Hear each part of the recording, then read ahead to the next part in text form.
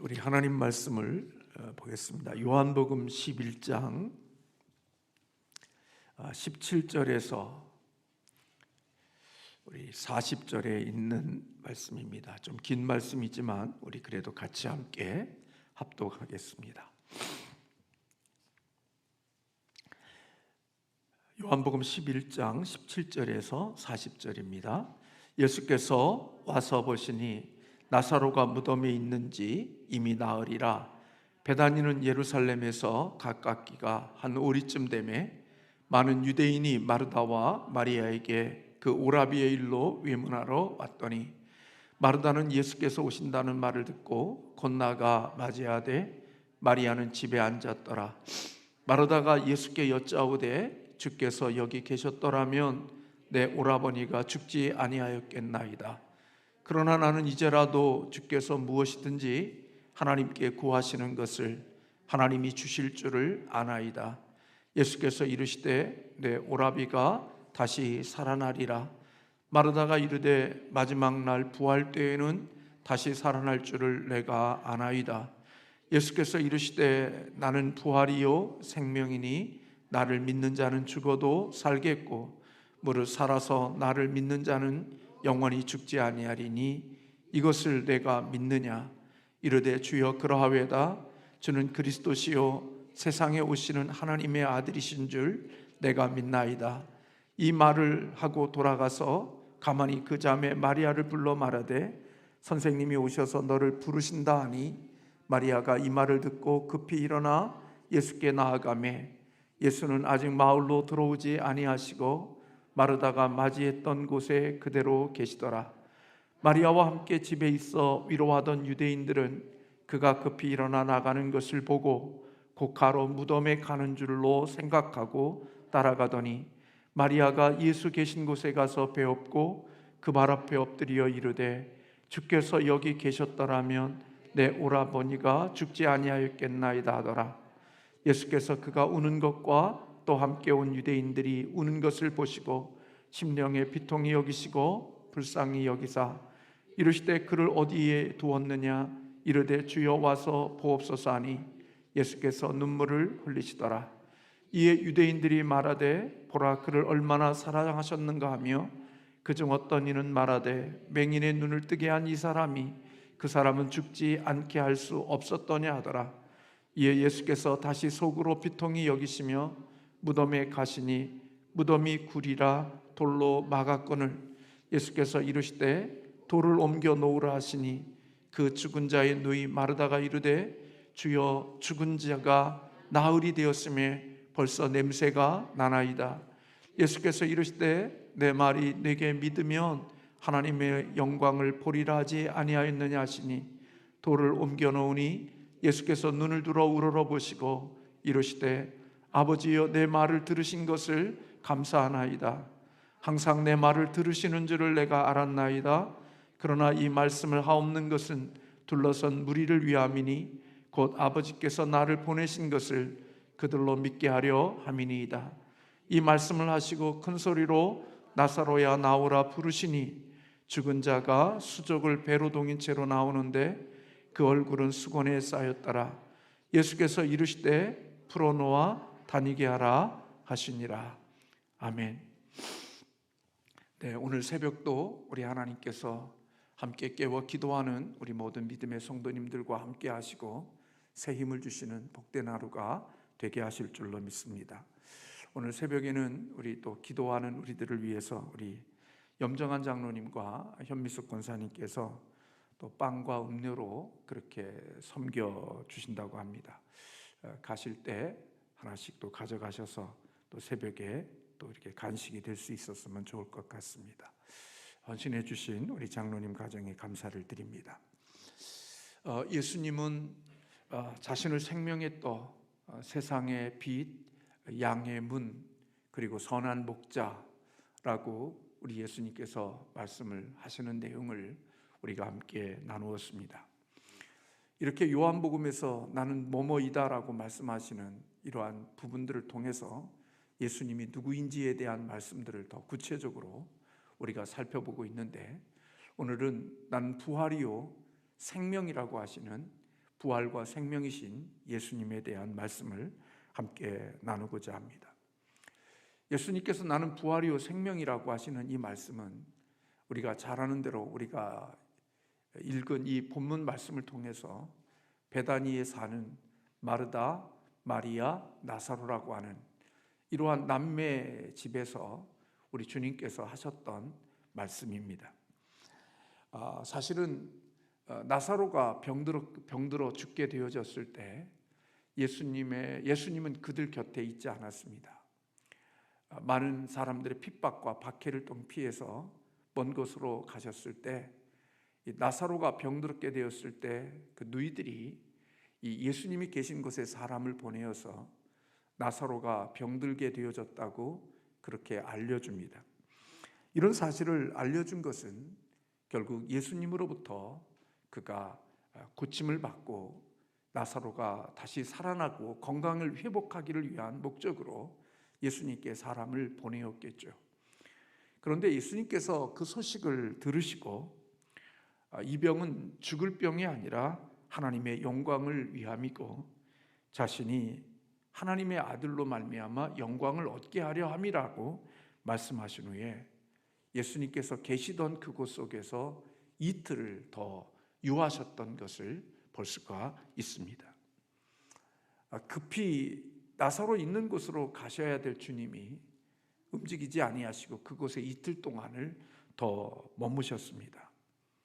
그리고 나서 사랑하는 제자들에게 이제 우리가 유대로 다시 가자고 할 때 제자들이 유대에 가면 많은 사람들이 다시 예수님을 돌로 치려고 할 텐데 우리가 또다시 유대로 갑니까? 라고 그렇게 물었을 때 예수님께서 우리 친구 나사로가 잠들었다고 그렇게 말씀하시면서 내가 그를 깨우러 간다 그렇게 말씀하셨습니다. 이때 제자들이 예수님의 말씀을 다 알지 못하고 잠들었으면 낫겠나이다 이렇게 말을 할 때 예수님께서 나사로가 죽었다 그렇게 말씀을 해주셨습니다. 그때 우리가 잘 아는 도마도 우리가 잘 아는 대로 우리도 그럼 죽으러 가자는 그런 주님의 그 뜻을 다 알지 못하고 그런 말을 했던 것을 볼 수가 있습니다. 이렇게 해서 예수님께서 다시 베다니로 오셨을 때 이미 나사로는 죽음을 죽었고 그런 모습 앞에서 이제 많은 유대인들이 나사로의 죽음으로 인하여 그의 가족과 함께 슬퍼하는 그런 모습들이 있었고 그들을 위문하러 왔던 것을 볼 수가 있습니다. 이 마르다가 예수님이 오신다는 소리를 듣고 문 밖으로 나가서 예수님을 맞이하시면서 그런 이야기를 합니다. 주님께서 여기에 계셨더라면 우리 오라버니가 죽지 아니하였을 것이다. 그러나 이제라도 주께서 무엇이든지 하나님께 구하시는 것을 하나님이 주실 줄 안다 그렇게 말씀드렸습니다. 그때에 예수님께서 내 오라버니가 다시 살아나리라 그렇게 예수님이 말씀하셨고 이 말씀 앞에서 마르다는 마지막 날 부활 때에 다시 살아날 줄을 내가 안다 그렇게 예수님께 다시 말씀을 드렸습니다. 그는 알고 있었습니다. 그러나 믿지는 않았던 거죠. 그때 예수님께서 하셨던 말씀이 우리가 너무나도 잘 아는 나는 부활이요 생명이니 나를 믿는 자는 죽어도 살겠고 무릇 살아서 믿는 자는 영원히 죽지 아니하리라. 이것을 내가 믿느냐라고 우리 주님께서 말씀해 주셨습니다. 예수님은 부활 생명이고 다시 일어나는 생명임을 우리에게 나사로의 죽음 앞에서 말씀해 주신 것입니다. 그리고 예수님은 많은 무리들이 울고 있는 모습들을 보면서 그들을 비통히 여기시고 예수님도 그들의 아픔 앞에 같이 눈물을 흘리셨던 것을 볼 수가 있습니다. 그리고 예수님께서 나사로의 무덤으로 가셔서 그 돌문으로 닫혀져 있는 그 무덤을 향하여 돌을 옮기라고 말씀을 하셨습니다. 그때에 예수님이 말씀하실 때 마르다가 예수님의 앞에 나서면서 이미 죽은 지가 나흘이나 되었습니다라고 예수님께 말씀을 드리며 돌문을 여는 것을 만류했던 것을 볼 수가 있습니다. 유대인들에게 있어서의 그 당시의 생각은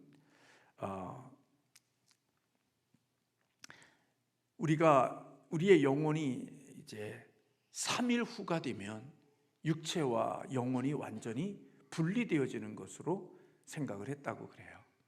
그러니까 이미 나흘이 됐으니까 더 이상 이 나사로의 생명은 완전히 죽은 생명이고, 그리고 그 육체가 썩었다는 것은 다시 살아날 가능성이 없는 완전한 시체고 죽음임을 오늘 우리에게 가르쳐주고 있는 거죠. 물론 사흘이 되어진다고 해서 살아날 수는 없겠지만, 유대인들은 사흘 동안은 그냥 죽은 것이 죽었지만 또다시 그 영혼이 그곳에 있다가 또 살아날 수 있다고 생각을 했다는 거예요. 그러니까 이미 나흘이 됐다는 말은 이는 완전히 시체가 된 것이고 살아날 희망이 없는 완전히 죽음의 존재임을 오늘 마리다가의 입을 통해서 우리에게 가르쳐 준 거죠. 이때 예수님께서 내 말이 내가 믿으면 하나님의 영광을 보리라 하지 아니하였느냐 하시고, 눈을 들어 우러러 보시고 아버지여 내 말을 들으신 것을 감사하나이다. 항상 내 말을 들으시는 줄 내가 알았습니다 라고 하나님 앞에 기도한 후에 큰 소리로 나사로를 향하여서 나사로야 나오라고 그렇게 부르셨습니다. 예수님의 말씀과 함께 죽은 지 나흘이나 되었던 오늘 이 삭개오가 수족을 배로 동인 채로 나오는데 그 얼굴에는 수건이 쌓여 있었다고 오늘 성경은 그렇게 말씀하고 있습니다. 이런 살아나온 나사로를 보면서 예수님께서 풀어놓아 다니게 하라 그렇게 말씀하시고, 죽은 자에서 생명을 얻은 이 나사로에게 자유를 허락해 주셨던 것을 볼 수가 있습니다. 하나님은 아무것도 없는 곳에서 이 땅을 존재하는 모든 것들을 말씀으로 창조하셨습니다. 그분의 말씀은 아무것도 없는 것이지만 그 속에 하나님의 말씀이 떨어지면 그 말씀 속에 존재가 나왔던 것을 볼 수가 있습니다. 마찬가지로 아무것도 없는 곳에서 말씀으로 세상을 창조하신 하나님의 그 능력이 오늘 주님이 죽은 나사로를 향하여서 나사로야 나오라고 말씀할 때 그 말씀의 능력이 죽은 나사로를 다시 일으키고 살리는 놀라운 기적이 되어졌던 것을 볼 수 있습니다. 많은 성경학자들은 그때에 예수님이 무덤을 향하여서 죽은 자들을 향하여 나오라 그랬다면 아마 그 무덤 속에 있는 수많은 영혼들이 살아서 나왔을 거라고 이야기하는 분들도 계십니다. 그런데 예수님께서 나사로에게만 나사로야 나오라고 말씀했기에 그 많은 죽은 시체들 가운데 오직 나사로만 살아서 나왔다고 그렇게 주석을 달고 있습니다.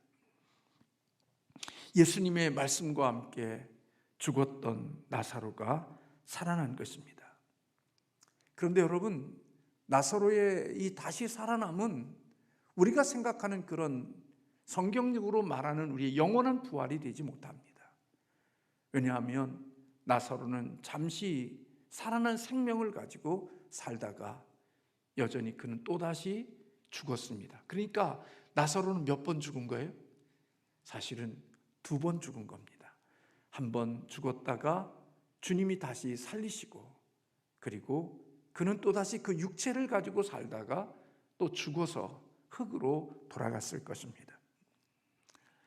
오늘 이런 나사로의 다시 살리심은 결국 나사로를 위한 것도 되지만 우리에게 더 중요한 것은 예수님의 죽음과 부활을 예고해 주시는 것임을 오늘 성경은 우리에게 말씀해 주시고, 오늘 예수님이 그가 병들었다는 소식을 듣고 이틀이나 더 그곳에 유하시면서 그곳에 가지 않으신 이유는 오늘 이 일을 통하여서 내가 하나님의 아들이고 하나님의 영광을 드러내고자 하고자 하는 뜻이 있다는 사실을 예수님께서 말씀하셨던 것을 통해서 오늘 나사로를 다시 살리시는 이것은 결국 예수님의 죽음과 예수님의 부활을 예고하는 것이라고 볼 수 있습니다.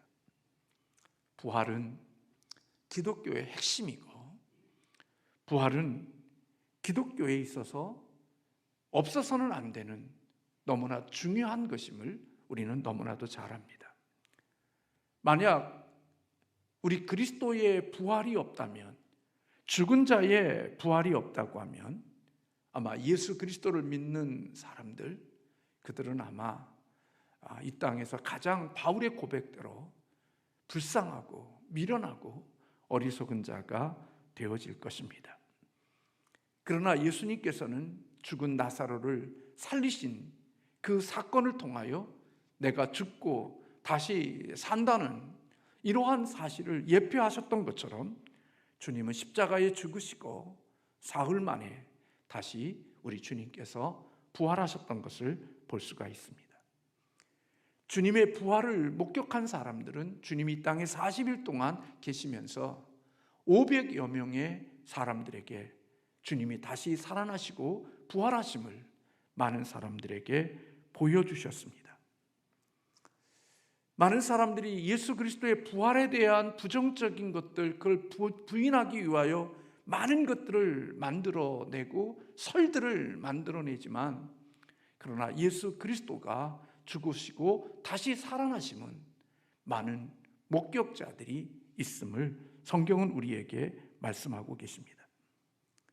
주님이 다시 살아나심이 있었기에 그 부활을 목격한 주님의 제자들, 그 부활을 목격한 주님의 육신의 형제들, 그들은 예수님에 대한 생각과 예수님에 대한 진지한 모습들로 변화되어졌고, 부활하신 그 결과로서 그들 안에 내주하시는 성령님의 능력, 성령님의 강림과 성령의 내주하심으로 예수님의 제자들을 비롯한 주님을 따르는 자들이 놀라운 변화가 일어나게 되어진 것을 우리는 말씀을 통하여 알 수 있습니다.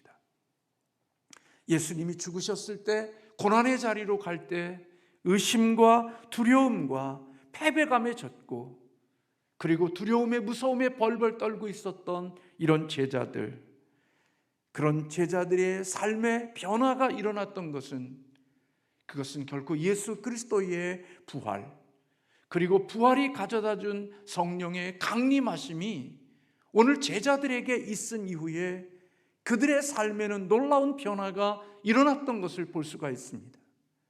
작은 계집종 앞에서 예수님을 부인하고 예수님을 모른다고 그렇게 부인했던, 실패했던 베드로, 그렇게 주님 앞에서 다른 사람은 몰라도 나는 주님을 어떤 모습에까지 끝까지 따르겠다고 장담하고 결심하고 각오했던 베드로가 작은 계집종 앞에 비참하고 초라하게 무너졌던 그 베드로, 그가 예수 그리스도의 부활과 그리고 성령의 강림하신 오순절 사건을 지나가면서 이 베드로는 옥에 갇히고, 그리고 사람들 앞에 복음을 증거하고, 그리고 마침내는 순교자로 무덤에 갈 때까지 예수 그리스도를 위하여, 주님을 위하여 증인의 삶을 살아가는 사람으로 변화되어졌던 것을 볼 수가 있습니다. 어떤 사람들은 제자들이 예수님의 시체를 도둑질해 갔다고 말하는 사람들도 있지만, 만약에 자기가 도둑질한 그 일로 그가 전했던 내용이 바로 그 거짓말이고, 만약에 그 거짓말 때문에 순교했다, 그건 정신병자가 아니면 할 수 있는 일이 아닙니다.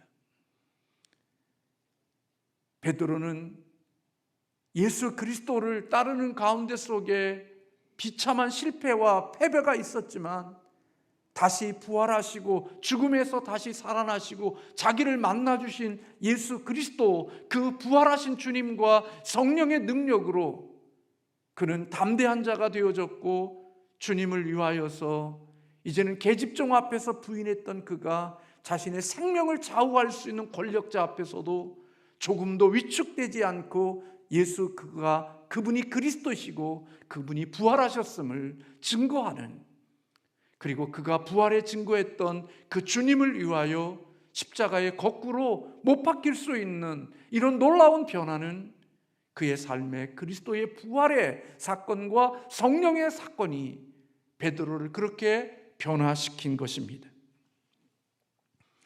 옥에 갇히고 그리고 삶의 모든 것들이 끝날 때까지 박해를 받으면서 끝까지 주를 따를 수 있었던 것, 그것은 바로 주님의 부활을 목격하고 만나주신 주님을 통해서 그는 이와 같은 변화를 경험할 수 있었던 것입니다.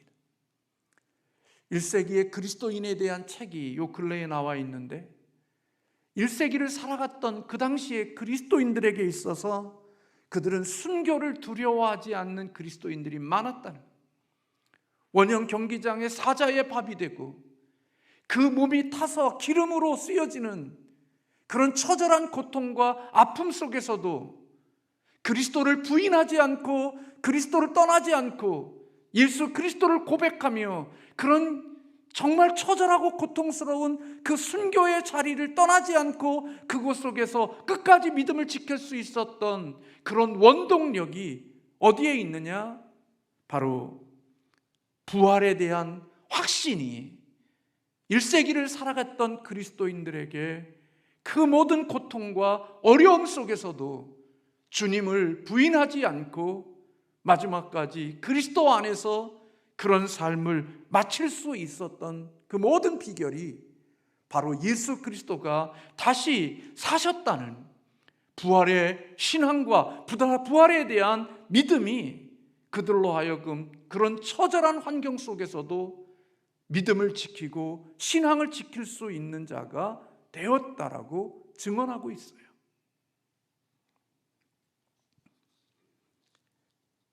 (1세기를) 살아가는 그리스도인들에게 있어서 그들은 죽음이 사탄의 승리가 아니라 죽음이 사탄의 패배로 본 거예요. 예수님이 십자가에 못 박혀 죽으셨을 때 사단은 내가 이겼다라고 선포했지만, 그러나 사단이 이긴 것이 아니라 사실은 죽음이 예수님의 승리를 증거하는 사건이 되어진 거죠. 무엇을 통해서? 부활을 통하여서 사단이 이긴 것이 아니라 예수 그리스도가 죽음을 이기셨다는 승리의 팡파레를 울린 사건이 바로 죽음이라고 초대교회 1세기의 그리스도인들은 그렇게 믿고 살았다는 거예요. 여러분, 우리가 예수님을 믿는 이 신앙은, 기독교는 단순히 종교가 아니라 생명입니다. 극동방송을 듣다가 보면 그런 멘트들이 나오지요. 우리는 지금 생명을 전하고 있습니다. 단순한 소리일 텐데, 귀에 들리는 그냥 소리에 불과한 건데, 그분들은 자신들이 전하는 그 소식이 단순히 소리가 아니라 그는 생명을 전하고 있다고 여기고서 복음 전파를 위하여 그 사명을 감당하고 있다는 거예요. 여러분, 예수님이 죽음에서 다시 사셨기에 우리도 다시 부활에 참여할 수 있음을 성경은 우리에게 말씀해 주고 있는 거죠. 그래서 기독교의 신앙은 핵심은 바로 부활이고, 성도의 부활이 성도의 소망이 되어지는 것입니다. 만약에 예수님의 부활이 없고 기독교에서 부활이 없다면 기독교는 출발할 수도 없었습니다. 예배가 시작되어진 것, 그리고 하나님 앞에서 정말 안식일이 주일로 바뀌는 이 기독교의 변화는 예수님의 부활로부터 시작되어진 것입니다. 부활이 없었다면 안식일이 주일로 바뀔 수가 없고, 오늘 우리가 주일 예배를 드리는 이런 예배가 있을 수가 없습니다. 예수님이 죽음을 이기시고 다시 사셨기에 오늘 주일이 시작되어질 수 있었고, 주님의 부활이 없었다면 기독교가 오늘날까지 2000년이 넘는 시간 동안에 수없는 핍박과 박해와 그리고 기독교를 진멸하려고 하는 수많은 세력들이 있었지만 여전히 2000년이 넘는 시간 동안 기독교가 이렇게 올 수 있었던 것은 예수 그리스도의 부활의 사건이 없었으면 기독교는 출발도 없었고 여기까지 올 수도 없었던 것입니다. 예수님이 다시 사셨고 그리고 그 예수님의 부활 속에 우리의 부활도 있다고 하는 신앙과 확신이 있기에 그 어떤 위험과 어떤 위협 속에서도 두려워하지 않고 예수 그리스도를 믿는 신앙의 능력을 가지고 살아온 자들로 인하여 오늘 하나님의 능력이 오늘 기독교를 여기까지 오게 한 것입니다. 그래서 예수님은 오늘 본문에서 그렇게 말씀합니다. 25절과 26절에 나는 부활이요 생명이니 나를 믿는 자는 죽어도 살겠고 무릇 살아서 믿는 자는 영원히 죽지 아니하리니 이것을 내가 믿느냐? 여러분 믿으십니까? 여러분 이 말씀을 믿으십니까? 만약에 이 믿음이 없다면 우리는 그리스도인이 아닙니다. 만약에 이것을 믿는 사람이 아니라면, 믿지 못한다면 우리는 종교인에 불과할 뿐이지 우리는 기독교인이 아니고 그리스도인이 아닙니다. 예수님은 자신을 믿으면 죽더라도 다시 살게 되어질 것이라고 말씀했습니다. 여러분, 우리는 죽어도 다시 삽니다. 육체와 영혼이 분리되어져서 육체는 흙으로 돌아가지만 그리고 영혼은 주님의 품에 안기다가 주님이 이 땅에 다시 재림하게 되어지면 우리 주님이 부활하신 육체의 신령한 몸과 같이 우리들도 그리고 먼저 이 세상의 죽음을 떠났던 그들도 그런 신령한 몸으로 부활한 몸을 가지고 영혼과 육체가 만나서 우리 주님이 재림하시는 그날 다시 신령한 몸으로 부활되어지는, 그리고 그때 죽지 않고 살아있는 사람들은 신령한 몸으로 변화되어지는 그런 역사가 있게 되어지겠죠. 그럴 뿐만 합니다. 오늘 주님은 분명히 우리에게 말씀하고 있습니다. 살아서 믿는 자는 뭘 보지 않는다고요? 뭐 하지 않을 것이라고요? 영원히 죽지 않으리라. 예수 그리스도를 믿으면 영원히 죽지 않는 영생의 생명을 얻게 되어진다는 거예요. 여러분, 저와 여러분이 예수 그리스도를 믿는 진정한 믿음이 있으면 우리의 영혼이 하나님과 분리되지 않고 하나님과 나누어지지 않고 하나님으로부터 떨어지지 않는 영원한 생명을 얻은 줄 믿으십니까? 우리 그런 생명을 가진 사람들입니다. 내가 지금 육체를 가지고 살지만 내 안에 있는 영혼은 하나님의 주시는 영원한 생명이라 하나님과 함께 살 수 있는 영생을 가지고 이 땅을 살아가는 사람들이 바로 예수 그리스도라는 것이, 그리스도인이라는 것입니다. 그래서 바울은 이 믿음이 있었기에 고린도에서에 보면 내가 이 육체를 벗어나서 하루라도 빨리 나는 주께로 가고 싶다고 그런 고백을 할 수 있었던 것은 그가 죽음이 끝이 아니라 내가 가지고 있는 이 생명이 영원한 생명이라는 사실을 믿었기에 나는 지금 이 세상의 육체를 벗어서 나는 주께로 가고 싶은 마음이 있지만 하나님의 사명 때문에 내가 여기에 남겨져 있는 줄로 믿는다라는 고백을 바울은 했던 것입니다.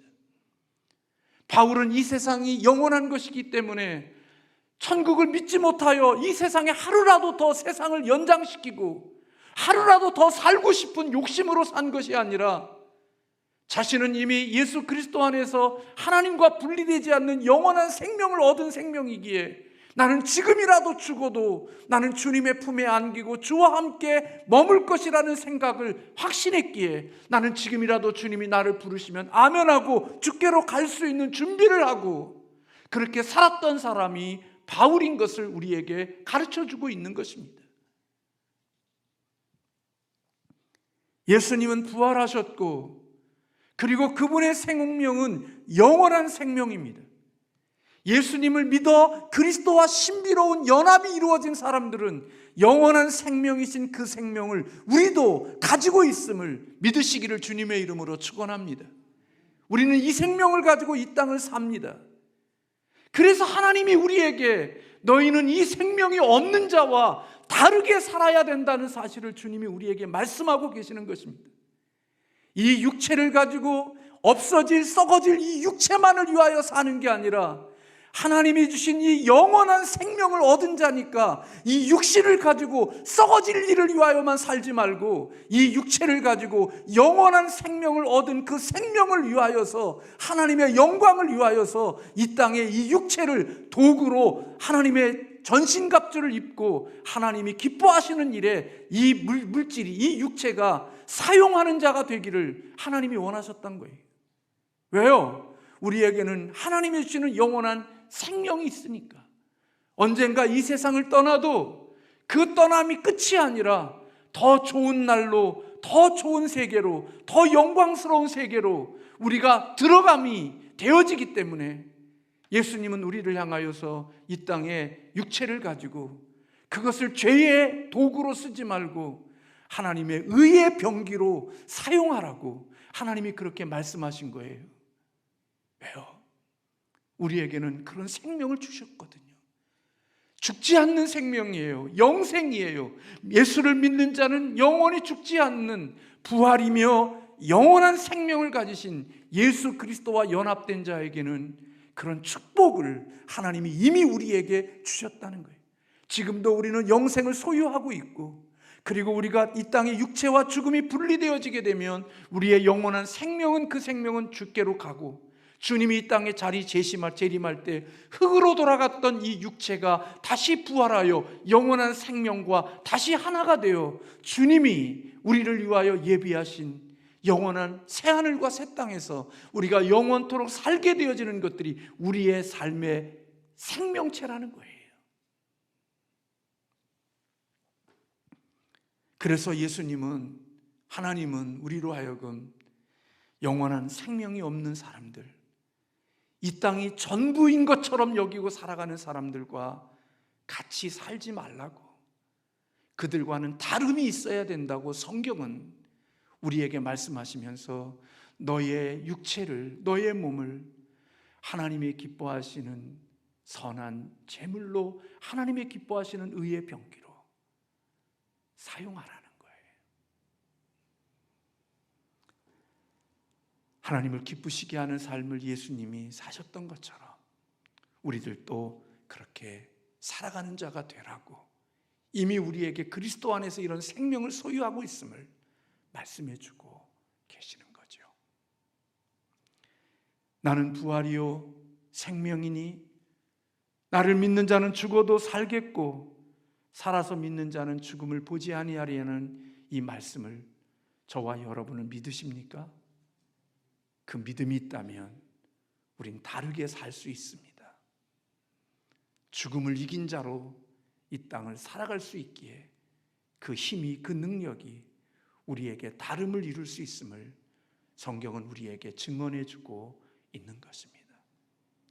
저는 저와 여러분이 종교인이 아니기를 간절히 소원합니다. 그리스도인이 되어지고 영원한 생명을 얻은 확신과 기쁨으로 오늘을 살아가는 저와 여러분이 되시기를 주님의 이름으로 소원합니다. 기도하겠습니다.